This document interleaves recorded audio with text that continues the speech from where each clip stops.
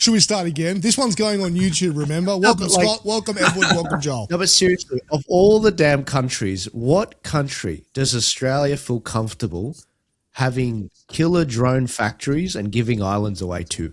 Maybe New Zealand. Should I just give a quick intro? Hey, thank you everyone who's tuning in. If this is the first time watching, by the way, on YouTube, because this is the first time we've put it on YouTube, so everyone's on their best behavior because we love YouTube. But if you want to see all the other episodes and the ones that don't quite make it to YouTube, if you're watching on Rumble, you already know what's up. But for those, welcome to the YouTube crew. Thank you for being here. I've already said hello to Scott, Edward, and Jammal. Our friend George is busy at the moment, so he won't be here tonight, but we're going to cover a couple of things. However much we get through, we'll do our best. Keir Starmer obviously resigns. Karl Stefanovic drama.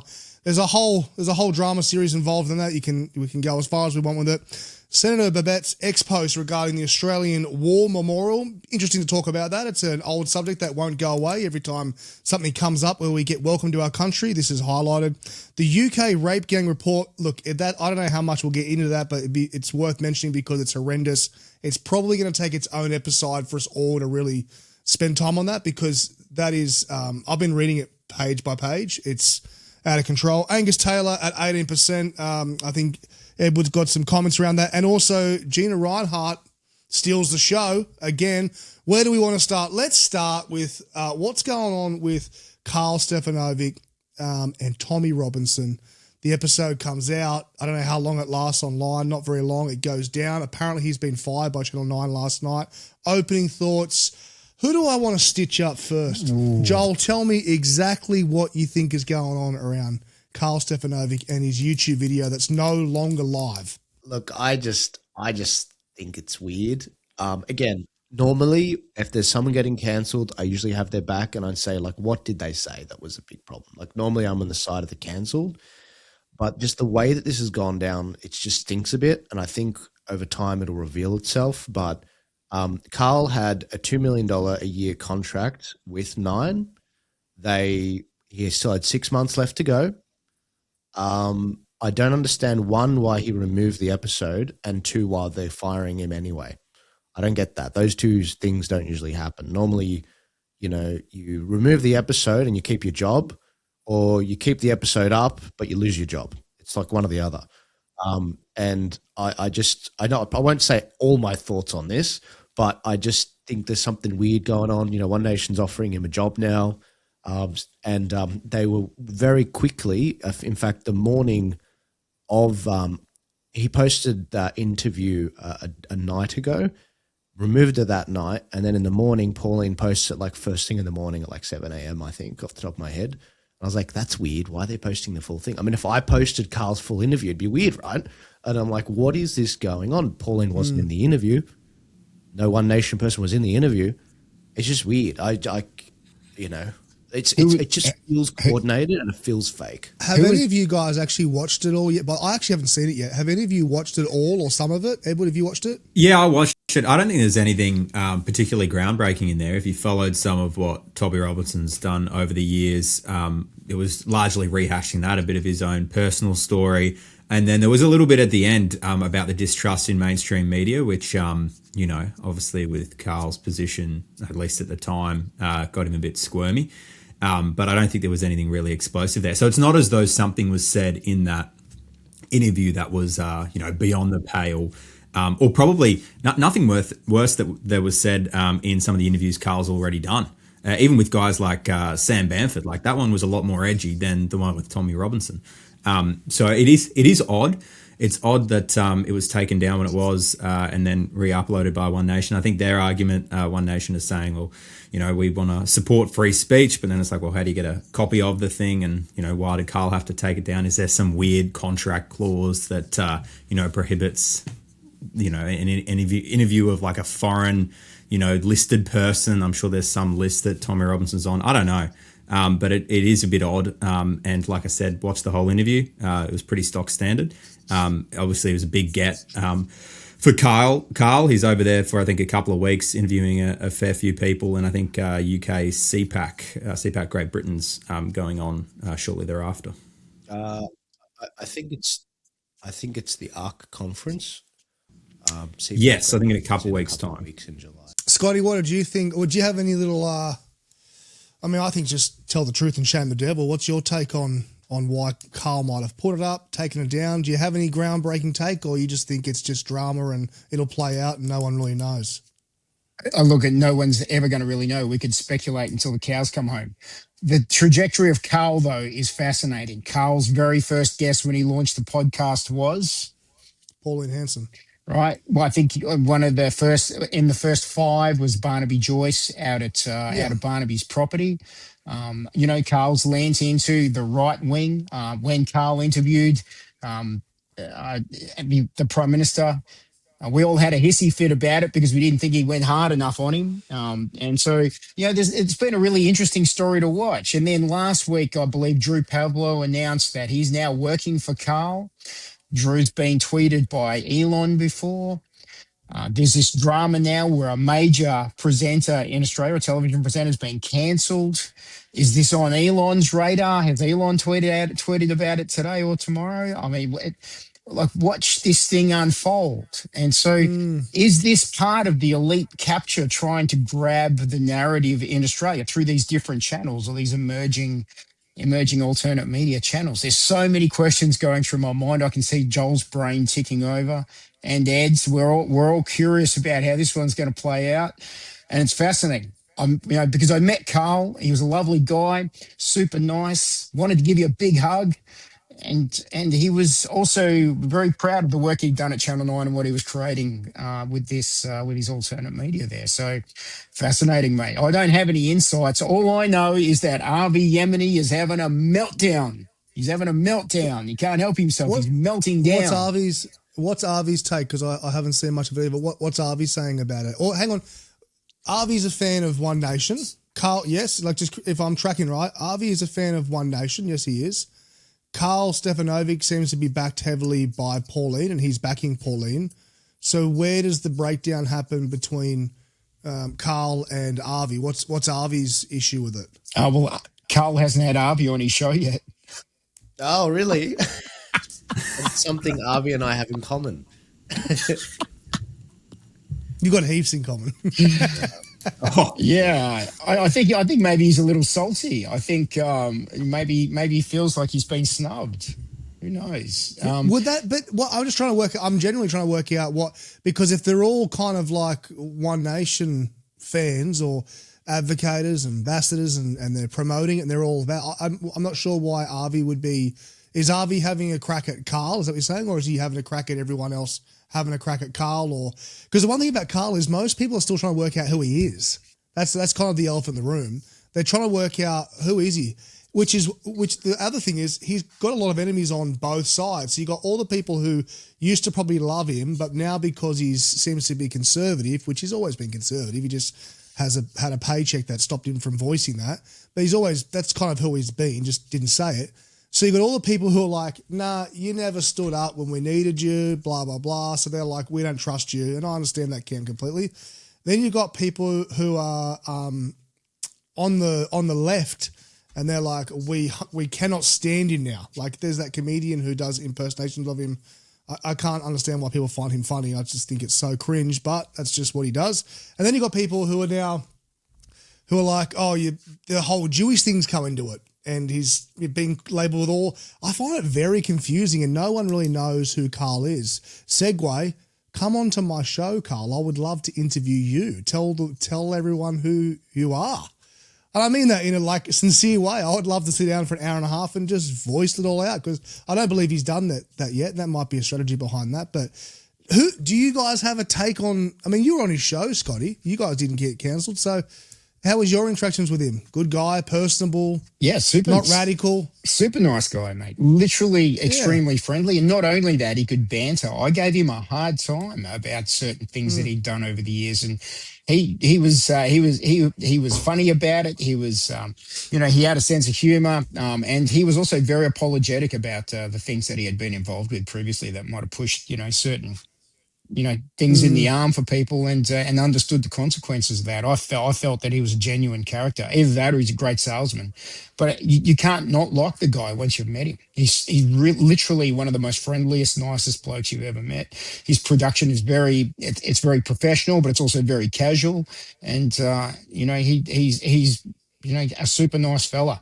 I do note here that Elon tweeted 3 hours ago about this, so it's made it onto Elon's radar on X, and Drew Pablo quickly jumped in there, and Tommy Robinson. It was a repost from Tommy Robinson. So yes, it's on Elon's radar now. So stand by for Karl to become one of the largest podcasters in the US shortly, I imagine. It's funny that even though there's an attachment there to One Nation, it hasn't got quite as much of a negative take on One Nation as Gina last week. Joel, I'll come to you first. What's going on?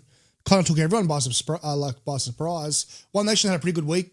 There was a lot of positive energy, good headlines, and all of a sudden, Gina Rinehart just throws this hand grenade, and it's like one of the number one comments on the video I did with Malcolm. I filmed that video with Malcolm before that happened, so I didn't get a chance to even say, hey, what was that about? But people are like, what is going on with that? There's been an immediate backlash. What's your take on that, Joel? Did you see that coming? Look, I just thought that was silly. I mean, Gina is not someone that's not used to being in the media. But with One Nation, and when you're running as a political party, you are going to be held responsible for statements like that, like even if it wasn't you that said it. So, I mean, I think it's important for, Mrs. Reinhardt to consider about the things and her association with Pauline and the perception that she owns One Nation. There is that perception. And if you're going to invite Pauline onto the stage to receive a tractor that's orange, and in the same place also say that we should invite and give away Australian land and islands for free to billionaires like Elon, or to Israel to build killer drones while they're also killing children in southern Lebanon and Gaza. I mean, just have a little bit more consideration of the fact that One Nation... Read the room for starters, yeah, you're starting to be associated with One Nation. We've got a once-in-a-generation opportunity to break the two-party hold. Just a little bit more tact, please. Even Bibi Netanyahu wouldn't say, let's give away Australian islands to Israel to build killer drones. I'm like, again, it's not personal. I don't know this, I don't know Gina personally, but it's like I don't think people understand that One Nation, what they're standing up for is not, the Israel thing is not even in the top 30 things. This week we had some of the worst tax laws change. Whether it's trusts, self-managed super funds, whether it's foreign corporations having a 15% tax rate versus Australian companies getting a 30% tax rate, Australian families and businesses are about to hurt even more. I am not concerned about the stuff happening overseas. And when we've got Mrs. Reinhardt talking about inviting Israel to come and build killer drones there, it's not helping One Nation, and it's not helping Australia. And so look, she can believe what she wants, but I just thought it was a very silly statement. And obviously the internet's responded as expected. So it's really unfortunate because Pauline really did have a killer week last week. It was a great week. Considering I'll come to you, Edward, but considering the rhetoric online, right, about everything to do with Israel, the IDF, the Jewish people in general, everything to do with that is the temperature is about as hot as it can get for the last 12 months. It has been, at least. Part of me, like you said, Gina's been around the media before. She's a billionaire. She's not dumb. Is there anyone going out there I don't know, if you had to put money on it, it's almost like, was there intention behind this? I just find it, to me, I don't look at that as a slip of the tongue. I don't look at that and go, oh, maybe she just said something out loud. I just I reckon these people know exactly what they're saying all the time, Gina included. And I found that, and if that's what she believes and that's what she wants, no problem. But she's smart enough to know that, hey, like you said, she's now married up to One Nation, and she's put herself in there with funding and backing and endorsing. And then you kind of come along and say something wild like that, and it looked like Pauline had no idea that was going to be said. is that like to me? I just look at that like if that was someone did that to me, I'll be like, you just sabotaged me. No matter what the topic was, it doesn't have to be about Israel. It doesn't have to be. No matter what the topic is, like, how can you bring me up on stage and say something so polarizing? It's not like she said we should build a new stadium for a soccer team. She said the most polarizing thing you can say right now politically. Read the room. I don't think it was intentional. I really don't think it was intentional, but yeah, it was definitely very silly. Go ahead, Edward.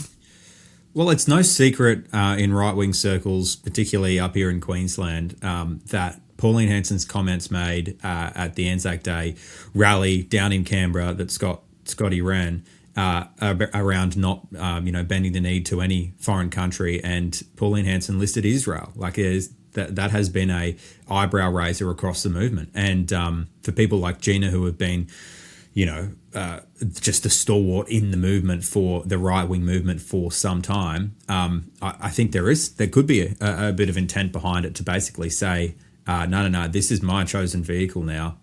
This is where I'm going to put my money, and maybe try to pull Pauline Hanson back into line. I'm not too sure. Like, I'm not inside her head, but I can see that being, she's up on stage. Obviously, it might be something that Gina believes in, and if you had that platform yourself, you'd say something that you believe in.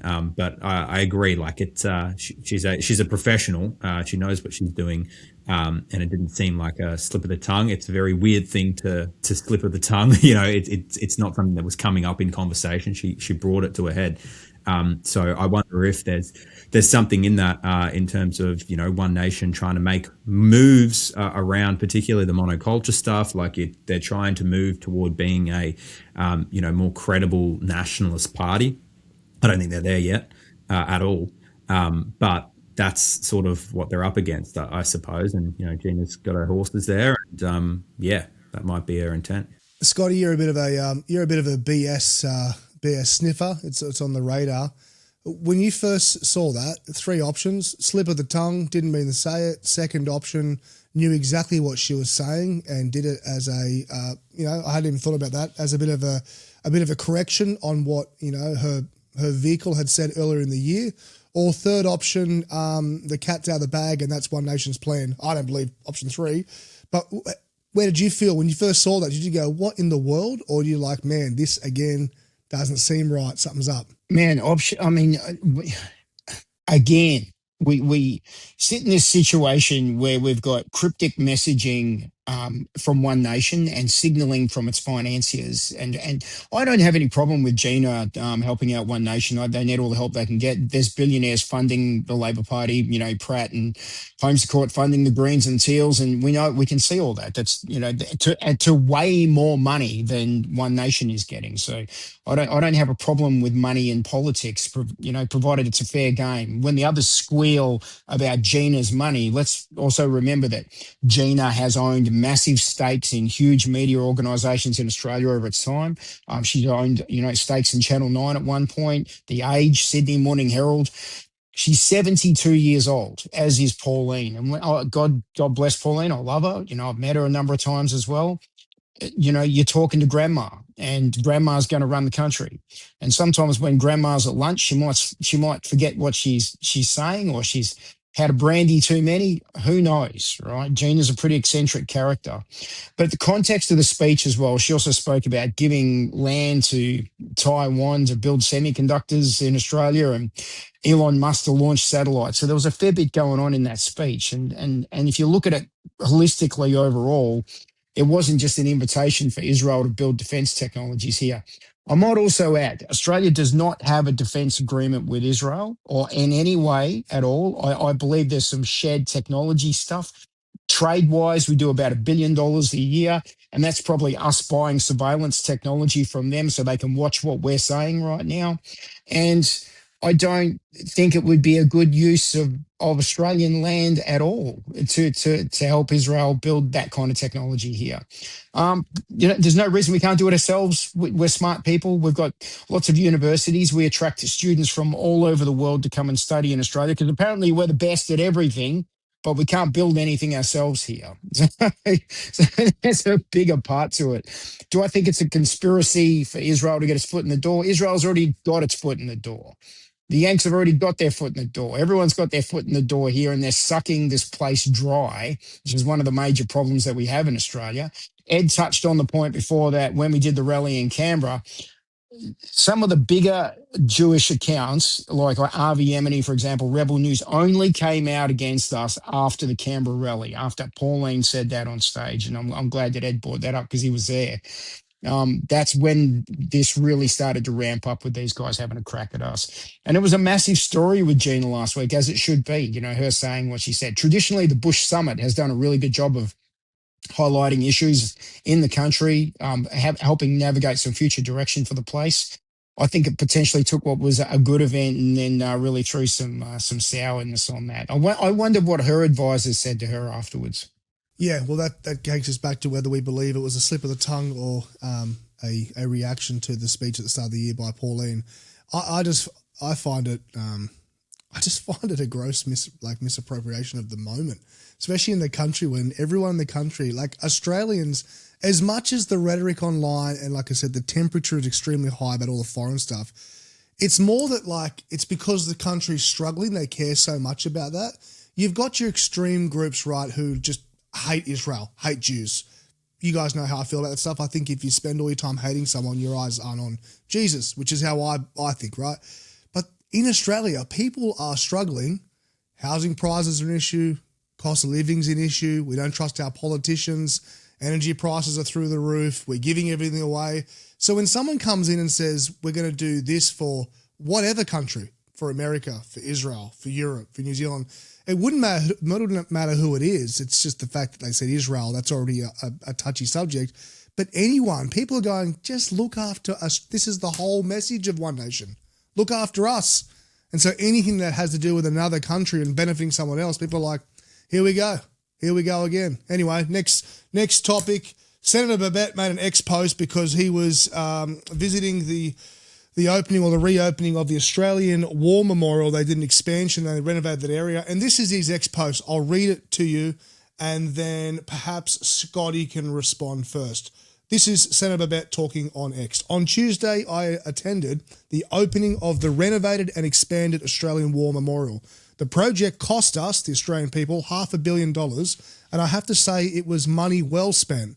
The memorial is magnificent. But then came what felt like a 15-minute welcome to country by someone presented as an Aboriginal elder who was the whitest man I've ever seen. It was a grift of epic proportions and a clear display of how far this radical left ideology has gone. It just wouldn't end, he says. It got to the point where it felt like a humiliation ritual. I couldn't sit through it, he says, so I walked outside until it was over and then went back inside. To make matters worse, they didn't even play the Australian national anthem at the opening of the Australian War Memorial.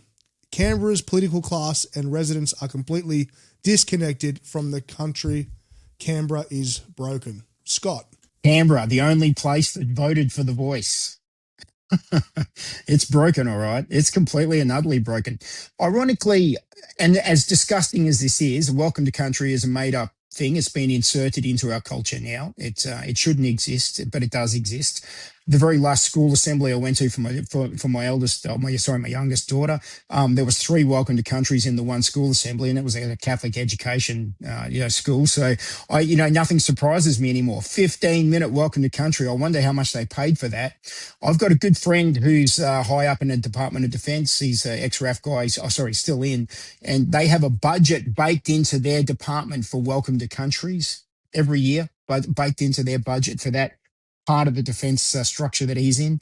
So look at this happen, mate. Look at it go. They're continuing, undermining the insertion of things that never used to exist, and they didn't even play the national anthem. Senator Babette did a good job of highlighting this disgraceful. On the flip side of that, though, I can't wait to get down to Canberra and see the extended war memorial. I think that's going to be brilliant to see.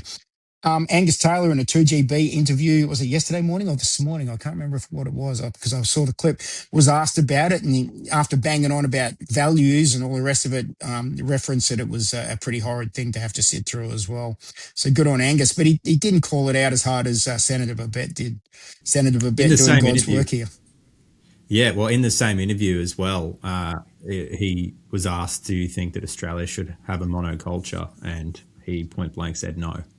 And then it was sort of silent. So, I mean, one step forward, two steps back, if not more than that. But one of the things, and I think we'll get into it soon, but one of the things that he was talking about, they're saying, well, Pauline had gone on the Today Show, I think earlier that day or earlier yesterday, and said, I haven't spoken to Angus Taylor since 2019 or something like that. And his response to that is, oh, well, she has my phone number. She can call me if she wants.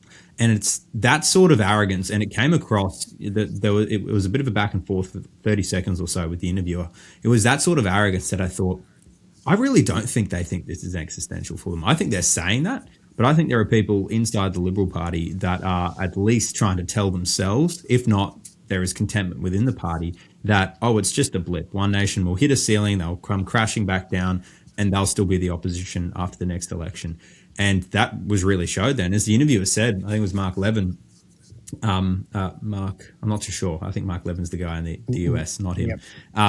Different guy. Mark Levin, what did he have to say about it? No, it was... He had something to say about the Israeli drones off the coast of Townsville.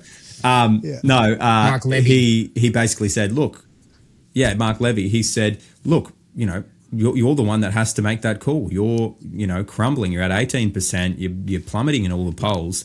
You're not this party of opposition anymore if you don't hold it, if you don't keep it. And I think they're in denial in some regard. I thought that interview was really revealing, which was a shame.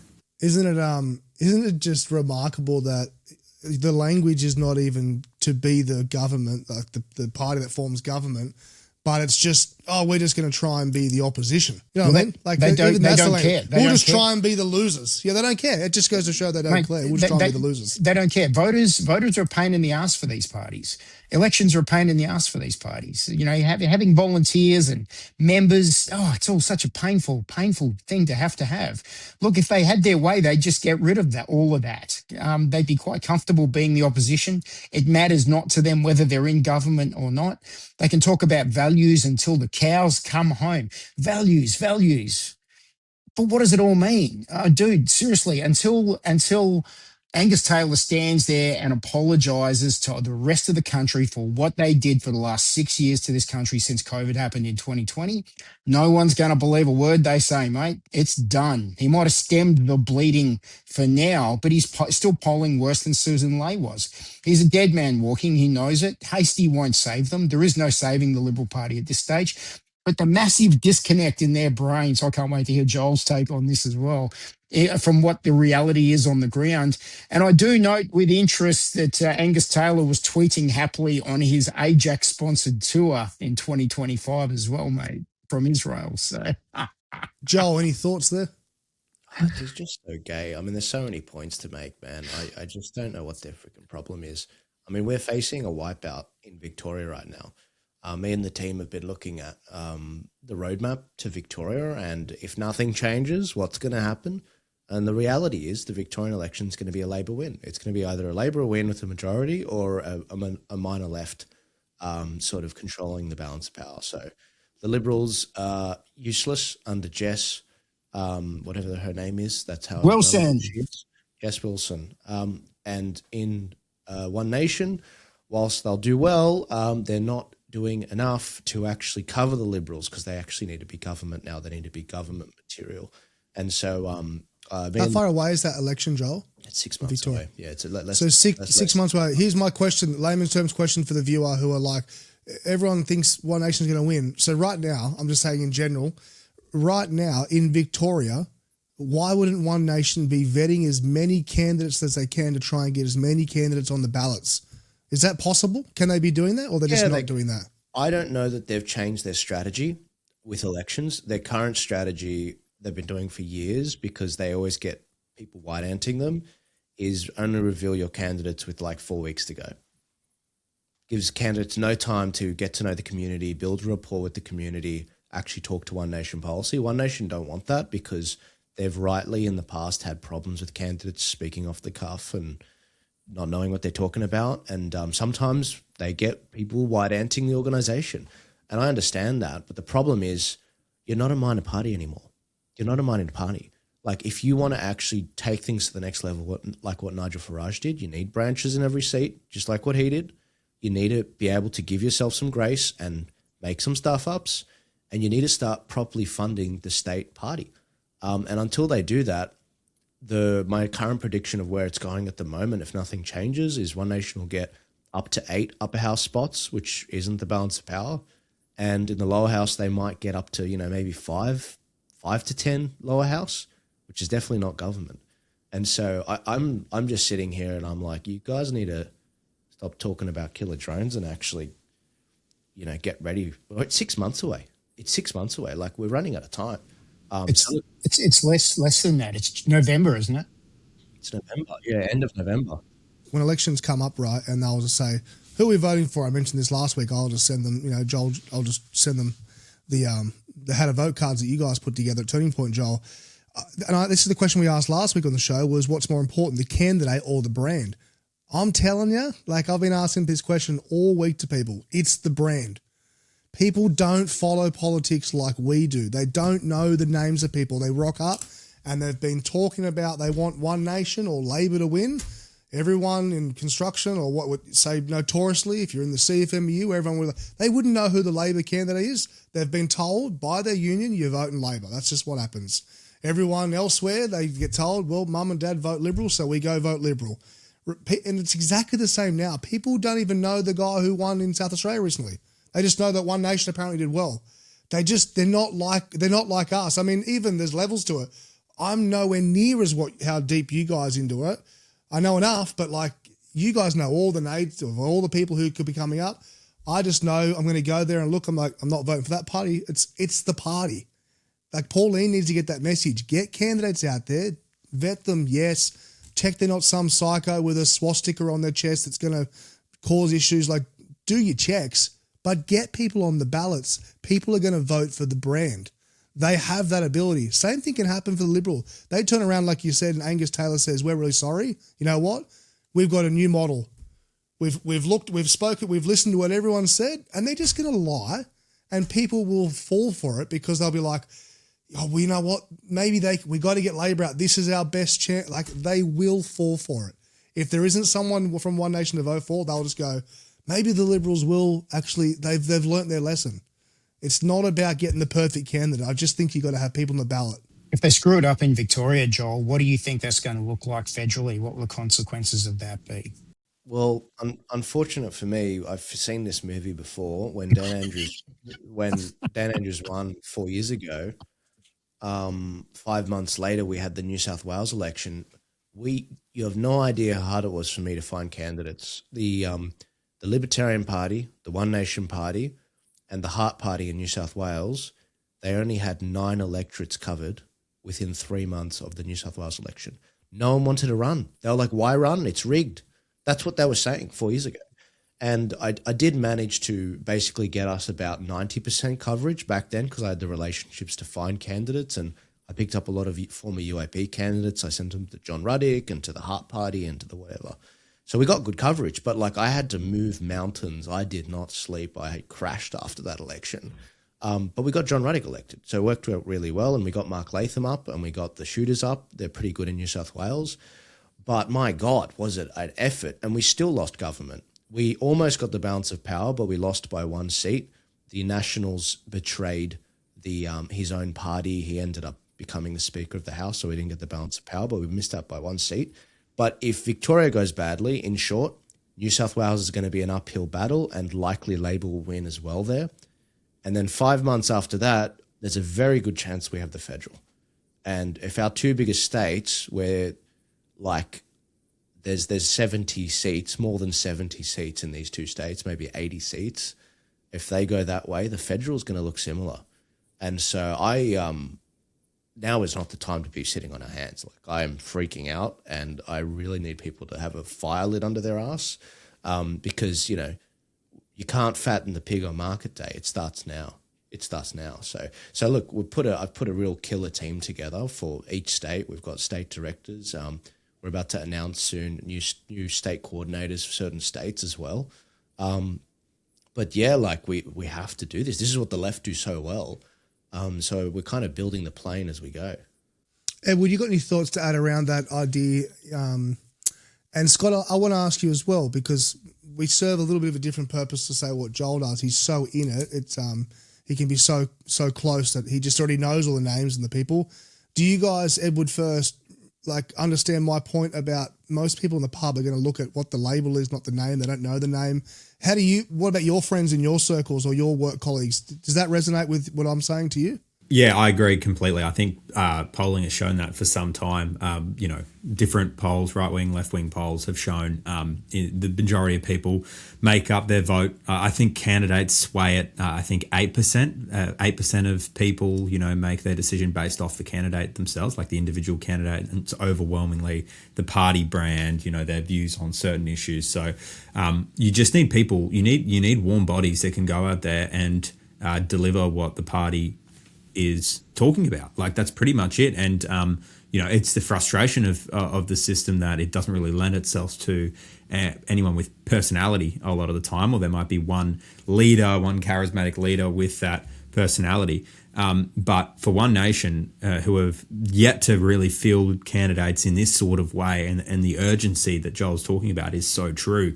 They need to be able to mobilise. They need to be setting up branch structures. They need to be setting up volunteers that are signing their petitions, that are donating to things like Fire the Liar. They need to be hitting those people and making sure that they are, on the ground campaigning, if not running for that party. And there doesn't seem to be, movement quick enough. I think, their own success caught them by surprise, sort of in the last 6 months. But there is urgency on it. And particularly on that point that you mentioned, Brodie, like people make their decision generally, before the day. I know they say a lot of people make their mind up on the day, but overwhelmingly it's their view of the party and the issues and what they've generally heard about that. They don't need to be finding the most spectacular local candidate. They need to be getting people together. People who are local, they have to be local candidates. The blow-ins never go over well, and then sort of going from there. Yeah, I mean, the three of you, you guys do radio or podcast appearances multiple times a month, every month, you guys. These candidates need to be able to do that. Not just people talking about it, like not the people making the movements or Turning Point or the Australian Lobby Group. Like the candidates need to be out there on the radio stations or the podcast and doing the circuit. And they need to start, like I said, now. Anyway, Keir Starmer resigns. What's your thought on that? Keir Starmer finally resigns. I don't know if it's just the result of immigration failures, the marches, the UK rape gang report. There's so much going on. Again, I don't think he cares. I think he gave a nice speech. He probably gets a great pension. He's done his thing. He gets to move on. He'll write a book one day. I don't think he really cares. But he's resigned, and he hasn't been replaced by someone who's going to make everything great. He's just replaced by a guy who believes the same thing and is going to vote the same way anyway. So what's your thoughts on what's happening in the UK? Joel, to you first, and then Scotty.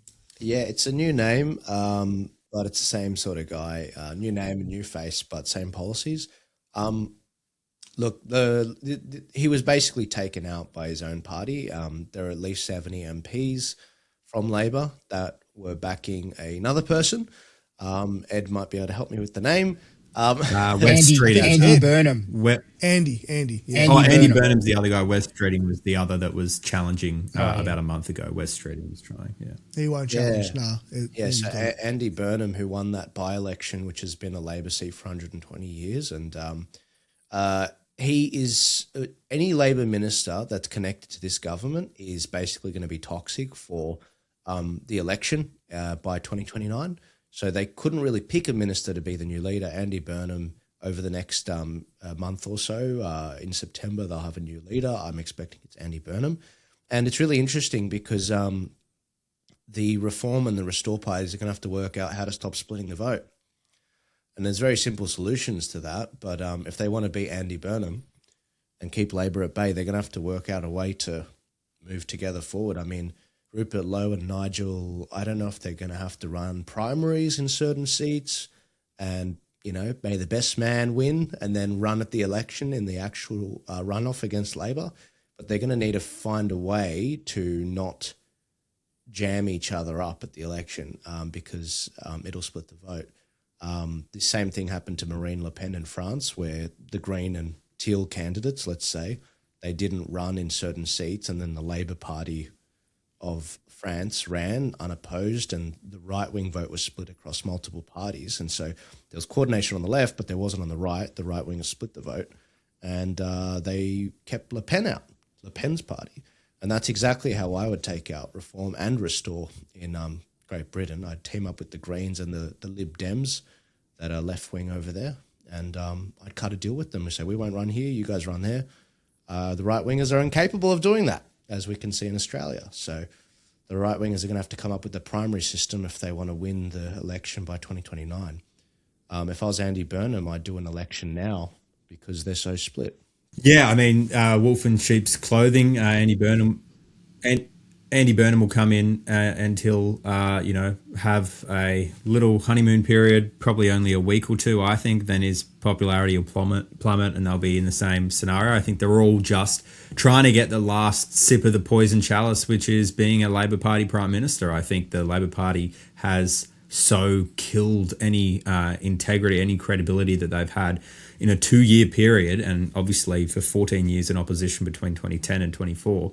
And there's just no going back. And I think you've seen the shift on the left. The Greens Party overwhelmingly more popular in the opinion polls than Labor at the moment. Obviously, you've got Reform replacing the Tories, and obviously a splinter further right on Restore, who polled pretty well for their first national by-election result. So there's all of this happening, and I just think, I think the Labor Party are damned over there. I really do. I just don't think there's any going back. I think the British people are generally not a pessimistic people, but when they've made their mind up, they've made their mind up, and I think they have on both the Labor and the Conservative Party over there.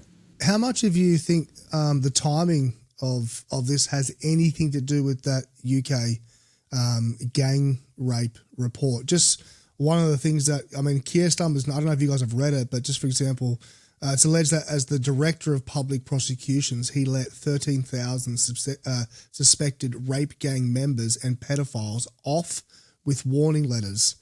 Do you think this has played any role? That they knew this report was coming out, the timing of it? It's right there. Scotty, have you got any thoughts around it? Just got to, hey, we're going to do something about this. This is going to come up anyway. Let's move on before they dig too deeper, or? Yeah, Rupert Lowe. This is Rupert Lowe's report. Rupert drove this thing, financed this thing, pushed this thing, and he's taken out the Prime Minister with it. 110%. I completely think that played a massive part. Ironically, weirdly, Rupert's been copping flack this last couple of days now for some comments he's made about ethno-nationalism and the British people and softening some of his message, and he's had some of his stronger supporters pull back from supporting Restore as well. The UK is a shit fight. It's trying to find its way forward.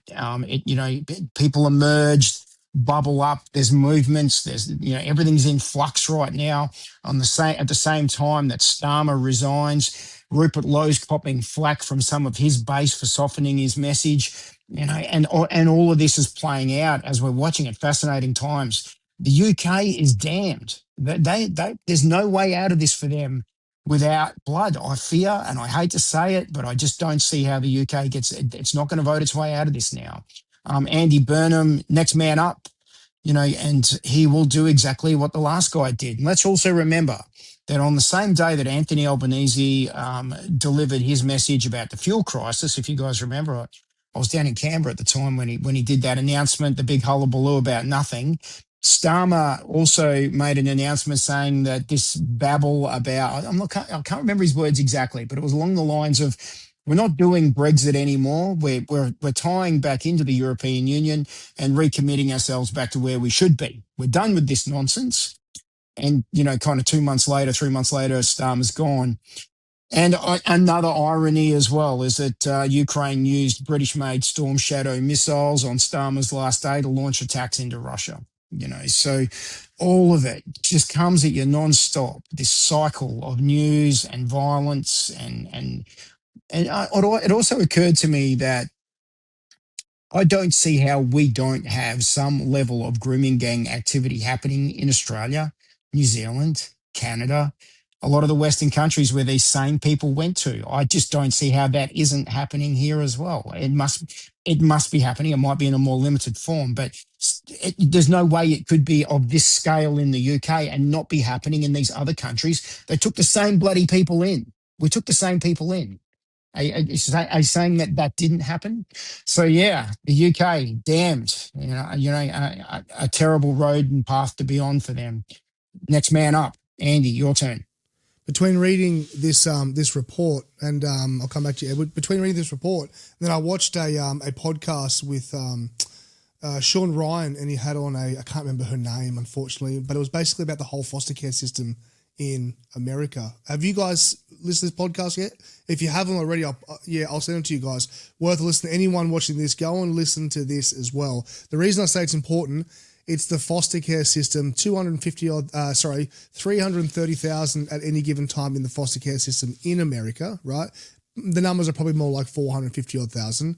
But the percentages of kids that are being trafficked, raped, abused, who are fostered kids already, not to sidetrack this conversation, but it's just in line with the same stuff. And it's like systemically covered up because of funding and bureaucrats and kids go missing from the foster care system and they write it off as like, oh yeah, they're probably with their auntie. Like it's that extreme. And listening to that, I'm like, well, we got the foster care system in Australia. Stuff would be going on here at huge levels. We know it happens in some of the different communities in the outback as well. Some of the stuff that goes on is horrific. I've been around it and seen it myself. I think it's alarming. And I think this report, I hope it doesn't get like sort of brushed under the rug. I hope more and more people keep talking about it. I know basically every political commentator in the States has been doing pieces on this. I'd love to have George here next week when we dive into it at a larger scale. But go, Edward, I know you're waiting to say something. I just wanted to mention that podcast from Sean Ryan, incredible podcast, in line with this drama as well. Yeah, I couldn't agree more with Scotty as well. There has to be a level of those same rape grooming gangs happening in Australia because we've got comparable demographics. We've got those same people coming in and you've got a society that does not value children. It doesn't value innocence. And we can touch on a debate that's come up this week as it pertains to abortion on the right wing as well here in Australia. But overwhelmingly, there are these ethnic enclaves in Western Sydney, in the outer suburbs of Melbourne, absolutely ripe for the exact same sort of thing that's happened over in the UK with these grooming gangs. So Joel and I spoke about it on the podcast last week. There has to be an investigation. There is no reason why One Nation should not come out tomorrow and say, we are calling for an investigation into whether this is happening in Australia or not. Otherwise, it's going to be years and years and years before anything is done, before there's any sort of proactive, report or inquiry done, before this becomes potentially a national scandal. And I think it's just got to be something that is addressed. And it's no surprise that we've got a level of, callous lack of care about this sort of thing that is being pushed under the rug. 250,000 women allegedly raped. And it's just not being addressed by the mainstream parties or mainstream media. And obviously you can see that's going to be the case when we don't value human life. We don't value innocence. And the abortion debate has cropped up this week as well. If we are going to be so happy to just shut up about the murder of 80,000 innocent babies every single year in Australia, way more across the Western world, 30% of Gen Z, my generation, aborted, there's not going to be outrage over this sort of thing. I mean, it's a very dire stage that we're in at the moment. But this is consistent with human nature. If we're not going to care and value life in its most innocence, that's going to carry out. And certainly, if it inconveniences the major parties to talk about it, there's going to be no standing on principle to do it because they just don't have those principles. Couldn't agree more, Edward. I'm just, as you were talking, I was just reading some of these points I've got from this article, and it's crazy. Go ahead, Scotty. I'm just a little bit sidetracked reading some of these stats. I was going to say some prominent nationalist accounts this week talking about abortion on X, and I saw Ed waded into that argument there and made a really good point that if we're not going to stand on our values regarding things like abortion, which I believe tie into the immigration debate in this country, I think they're intrinsically linked, and I believe that it's it's an argument that needs to be prosecuted, and we need to try and save as many lives as we can so that we don't have to justify bringing people into the country at the rates that we are. And if we're going to be comfortable with the levels of abortion that we let happen in Australia, and even the late term stuff, and the things that we've all learned recently about how some of this is being promoted and pushed and carried out, man, it's shocking. It's awful. It ties into the undermining of our culture, the values of us as a society. We talk about values constantly. You're going to hear about values nonstop for the next 2 years in Australia. This has to be one of our principal values, that we value life, that we value children, that we value the future of the country.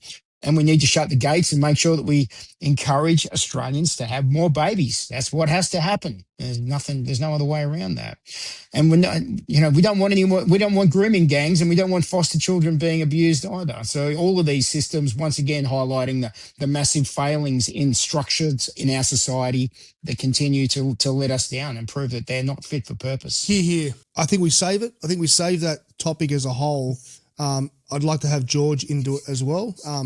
We'll save that one as a whole. Give everyone a chance. George will go nuts on that one, mate. Holy cow! He will. You'll let George off the leash on that. That's right. And the story's not going away anywhere, so I think it'll give us time to dig through. I'm actually reading page for page. I summarized it first. I actually found that AI was misleading me. I kept saying summarize, would leave stuff out, kept leaving. I was like, no, don't leave stuff out. I need the most brutal points. So I had to go back. I'm just reading like all 290 odd pages.